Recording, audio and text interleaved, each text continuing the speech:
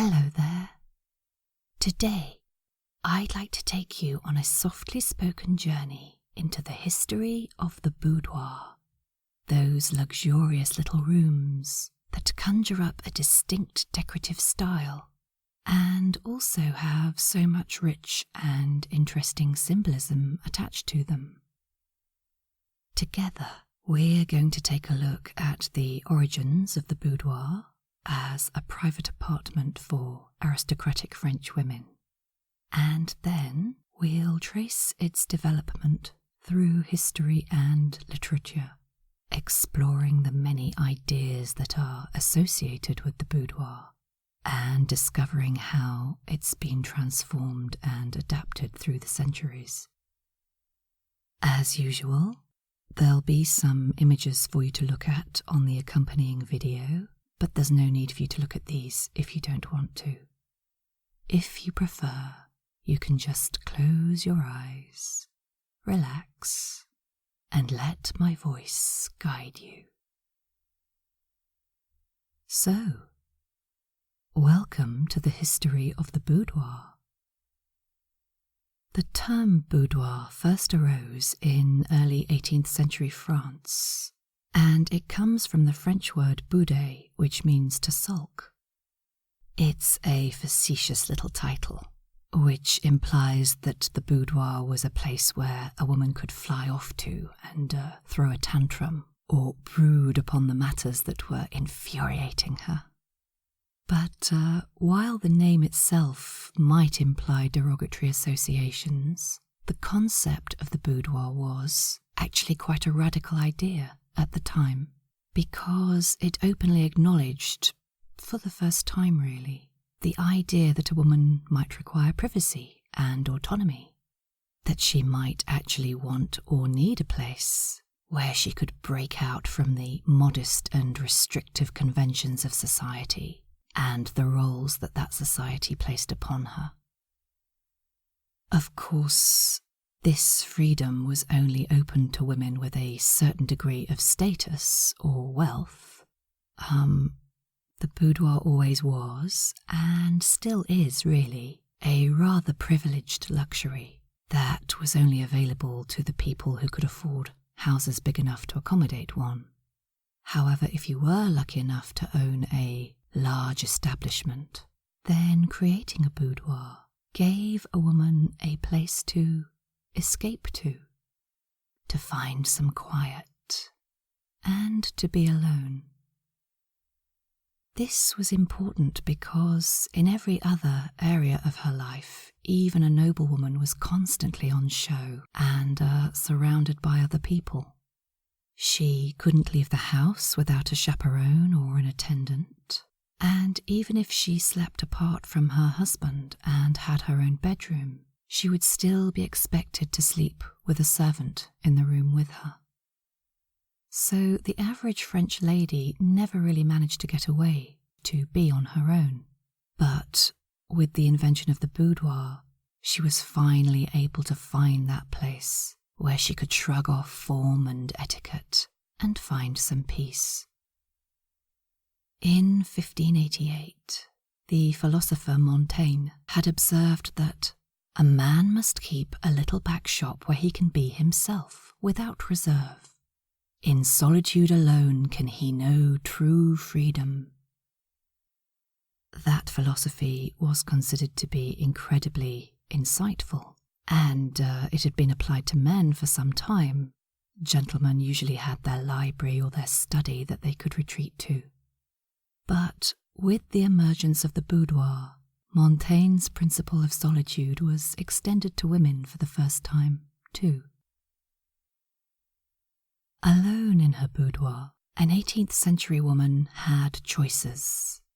She was free to think, feel, and act as she saw fit, and she could indulge, if she wanted to, in the supposedly masculine pleasures of reading and writing. She could also choose to invite into her boudoir her closest friends and speak her mind to them freely, which is something she wasn't really able to do in the drawing room or the salon. The rules of etiquette were pretty strict at this time, and a lady was always expected to defer to male opinion when she was in a public room. However, in the boudoir, those rules went out of the window. This was the one place where a woman could remain in charge. And if anyone else entered the space, whether male or female, they did so only as a privileged guest. So a boudoir became a place for intimacy, informality, a woman's autonomy, and it was a place where the usual rules of society ceased to apply. It's no wonder then that the idea of this room soon became charged with erotic possibility. In the 18th century, very few aristocratic women were able to choose their own husbands. Girls were routinely married off in their mid-teens to men they barely knew, in order to forge alliances between noble families. No thought was given really to how they felt about this, and yet once they were married, their sole role really was to be a good wife and a good mother.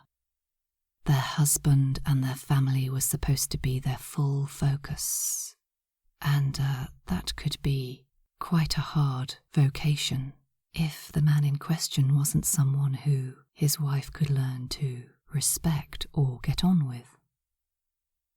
So it's hardly surprising that, given this contradiction between the lack of choice for women, but also the focus on their role as wives and mothers, that some women wanted to rebel, and even if they didn't actually rebel, they quite often had thoughts of rebellion, especially sexual rebellion.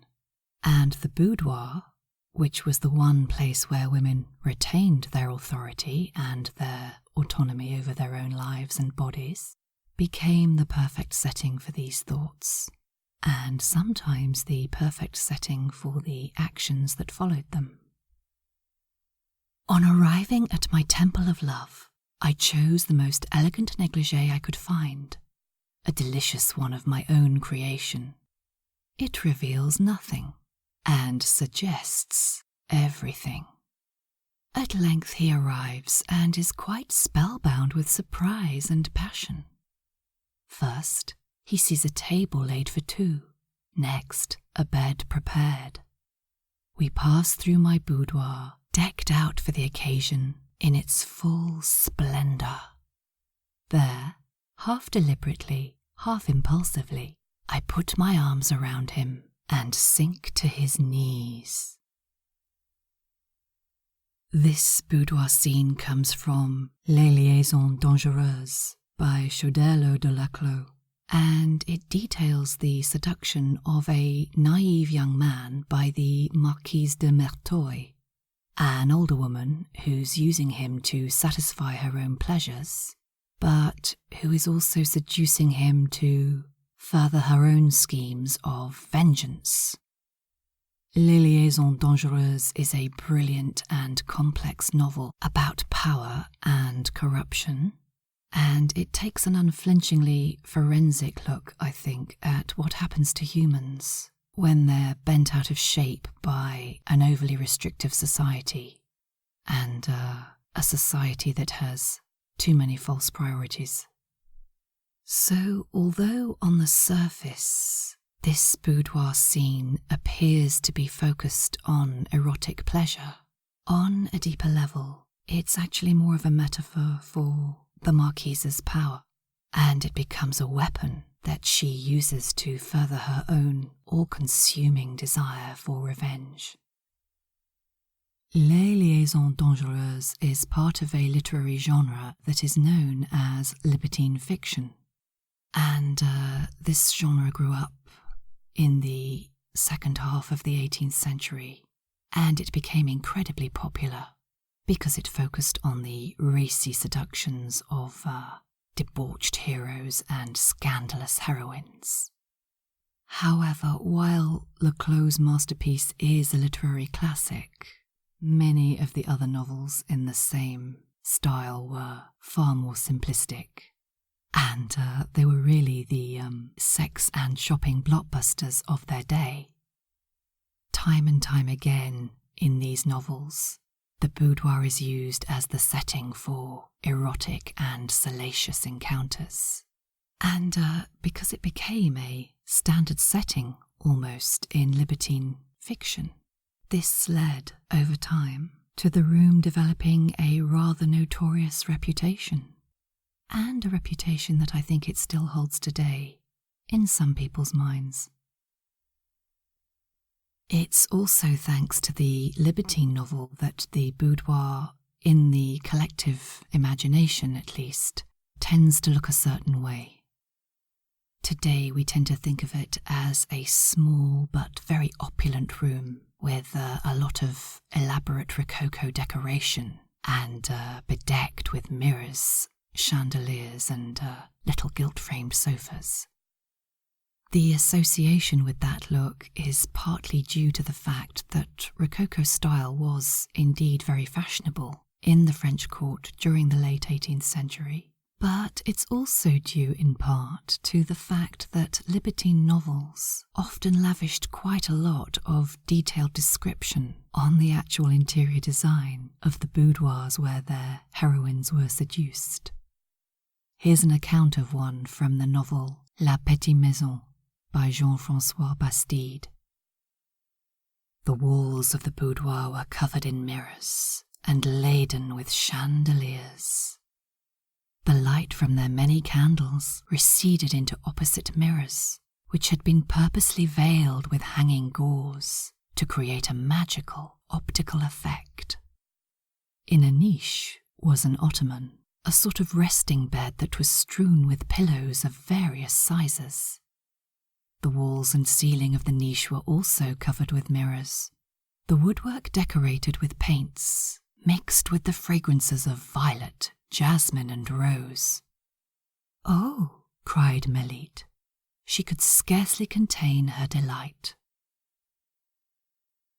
Of course, this charming little boudoir soon becomes the setting for Melite's seduction. But the fact that Bastide spends so much time dwelling on the interior design details of this room is quite remarkable.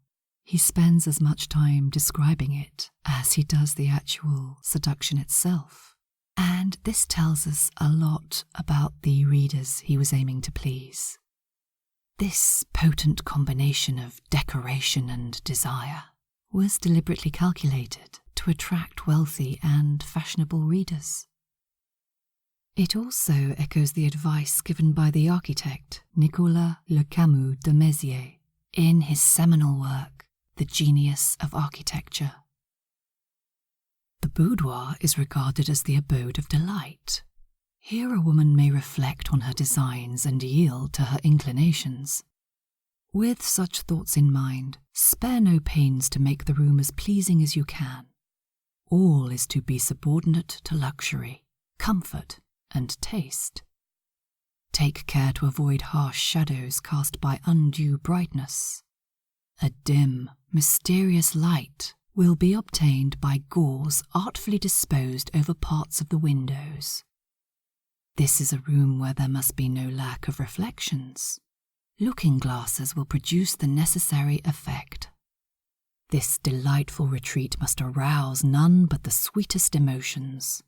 It must confer serenity upon the soul and delight upon the senses. It must aim for the ultimate perfection. Let desire be satisfied without impairing enjoyment. The architects and designers who read Mézière's book followed his advice to the letter, and their prosperous clients were delighted with the results. Consequently, it was entirely possible for a lady in the 1780s to sit alone in her fashionably decorated boudoir and read a libertine novel containing a fictional erotic encounter that was taking place in a room exactly like the one she was sitting in. This would, of course, only add to the thrill of her reading experience, but in its own frivolous way, Libertine fiction was also subverting the original function of the boudoir. It was turning it from a place of independence and autonomy into a sort of fantasy space that was focused mainly on the pleasuring of a male lover. Self-reflection was replaced by the literal reflection of a dozen gilded looking-glasses. And so the reputation of the boudoir sank, and it became associated either with rakish depravity or with frivolous indulgence, or both.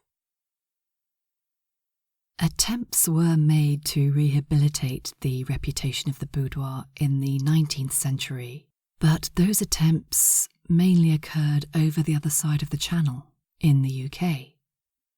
Privacy is a concept that the British hold very dear to their hearts, and the idea of the boudoir as a private space proved to be just as appealing to British women as it had been to their French counterparts. However, the room's association with scandalous eroticism was problematic. The Victorian era in particular saw lots of changes in social attitudes, and the more liberal views of the 18th century were replaced with stricter notions of morals and propriety. Virtue was now the fashion, and so upper-class British women endeavoured to redefine the reputation of the boudoir and turn it into a more suitable environment for a modest and respectable lady. I know a room with a paper representing a trellis, and noisette roses climbing all over it.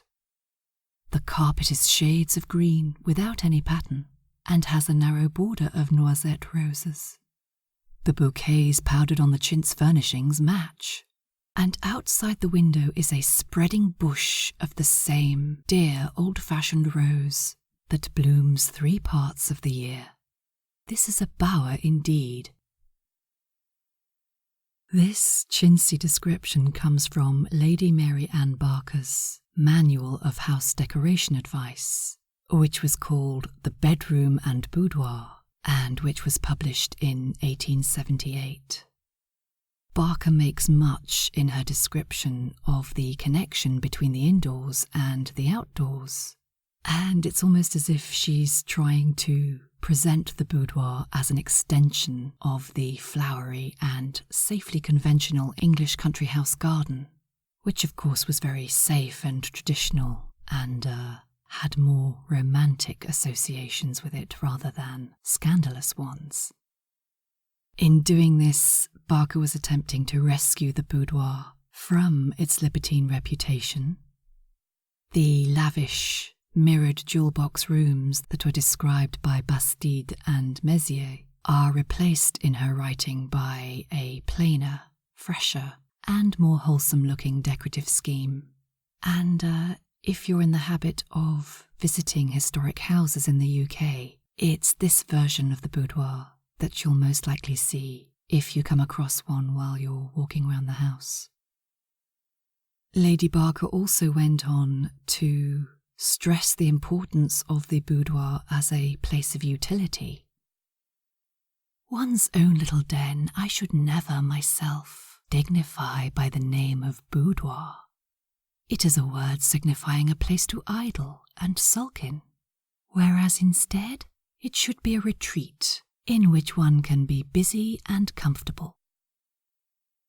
Those words were deliberately chosen to promote the respectability of the boudoir, but in her attempts to rehabilitate the room, Barker also managed to remove it even further from its original concept, because it had originated as a place where a woman could have the luxury to behave in any way she liked.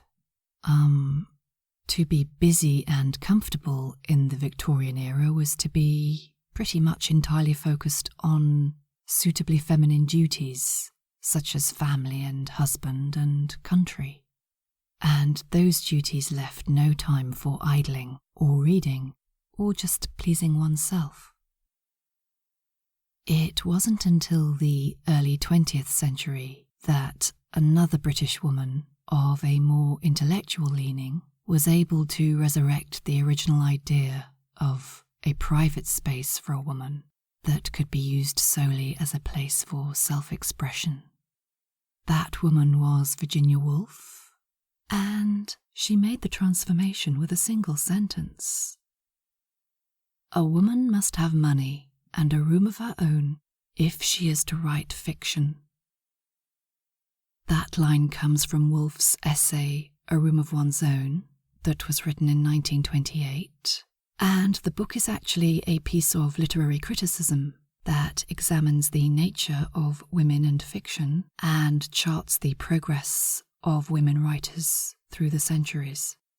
However, just with the title of the book, Woolf was able to recapture the imperative and deep-seated desire for a private space. The phrase, a room of one's own, resonates as deeply as Montaigne's 1588 quotation about a man needing solitude to find freedom. But Woolf takes hold of that idea and places it once again firmly within the grasp of women, not just as an indulgence or a place to be busy and comfortable, but as an essential need. By equating a woman's ability to write, and therefore to have a means of self-expression, with an income and a personal space, Woolf brilliantly defines the correlation between autonomy and creativity, and she raises a lot of questions about the connection between privilege and privacy, and between having an independence and being able to express oneself. In doing this, Woolf pares down the idea of the boudoir right back to its original essence. Even though she doesn't use the term boudoir in her essay, this idea of Woolf's reclaims the room and pares it right back to its original function as a room of one's own. Of course, not every woman wants her space to be a boudoir. She might prefer a study or a library, an artist's studio, or a dressing room. Nevertheless, in claiming a private space for a woman's sole use, Woolf evoked that original spirit of the boudoir in her imaginary room as a place where a woman can follow her instinct in whatever way feels right for her, without any judgment from society or interference from the outside world. Thanks to Woolf, there's no conflict today between the chintzy gentility of Lady Mary Ann Barker or the racy fun created by the Libertine novelists. Both of these concepts can be embraced, mixed together, or combined with any other idea that reflects a woman's individual tastes and her individual truths. And having a space to express that truth is ultimately, I think, what makes the boudoir a true luxury. That brings this talk on the history of boudoirs to a close, and I hope you've enjoyed exploring this fascinating topic with me. I hope too that you can join me again soon for another softly spoken audio adventure, and until then, thank you for your company. Goodbye.